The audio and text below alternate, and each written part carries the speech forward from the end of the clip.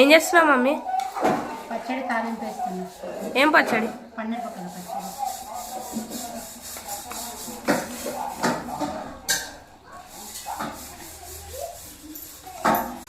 పెద్దమ్మ ఎల్లిగడ్డలు ముంగట పెట్టుకున్నావు. ఏం వండుతున్నావు ఇలా సండే?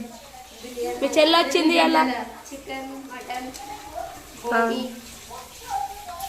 ఎవరి కోసం వండుతున్నావు? మా మరిది మా చెల్లి మీ మరిది కోసం మీ చెల్లె కోసమా? ఇద్దరి కోసం. అమ్మమ్మ ఏం చేస్తున్నావు? గిన్నెలు అడుగుతున్నా.